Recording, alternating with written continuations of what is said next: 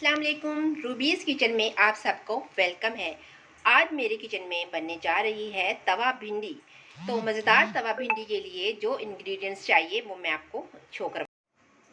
हमें चाहिए आधा किलो भिंडी, ये मैंने कट कर ली है, और ये 2 अदद प्याज, और इसमें साथ में जाएगा हल्दी, फूटी लाल मिर्च, धनिया पाउडर, नमक और सफ़ेद ज़ीरा, और साथ में ये 3 टमाटर मैंने कट कर लिए हैं, और साथ में ये दही।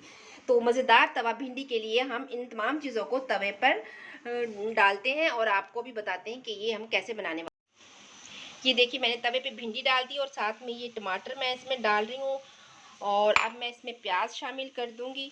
ये प्याज मैंने शामिल कर दी हैं, और इसके साथ ही हम ये तमाम मसाले इसमें डाल के इसको अच्छे से मिक्स करेंगे। और अब हम इसको इसमें डाल देंगे थोड़ा सा ऑयल, और अच्छे से मिक्स करके हम इसको लगा देंगे दम।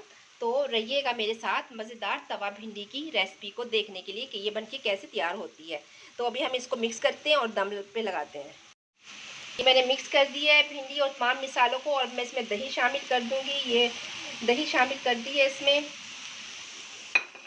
आप इसमें आधा कप दही का डाल सकते हैं, मैंने दही शामिल करके इसको साथ ही मिक्स कर दिया है। तो अब मैं इसको लगा दूंगी दम, और ये इसको 10 मिनट के बाद मैं इसको चेक करती हूँ कि ये कैसे बनती है। ठीक हो गया। मिर्चें मैंने इसमें ये साबित डाली है, हरी मिर्चों में मैंने कट लगा के इनको ऐसे ही बस इसमें डाल दिया है, और हमने दम इस पर दम लगा दिया है तवे को। अब हम उनको 10 मिनट के बाद खोलते हैं, फिर देखते हैं इसकी कंडीशन कैसी। तो आज मेरे किचन में बन रही है तवा भिंडी। अब हम इसे 10 मिनट के बाद चेक करते हैं। ये देखिए, ये हो गई है।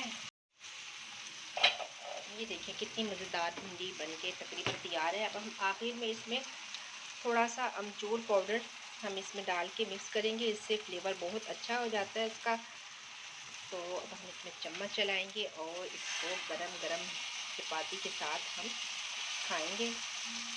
तो कैसी लगी आपको मेरी तवा भिंडी की रेसिपी, मुझे कमेंट बॉक्स में ज़रूर बताइएगा। तो अपना रखिएगा ढेर सारा ख्याल। मुझे दीजिए इसी के साथ इजाज़त। मेरे चैनल को शेयर, लाइक और सब्सक्राइब करना ना भूलिएगा। अल्लाह हाफिज़। मज़ेदार तवा भिंडी।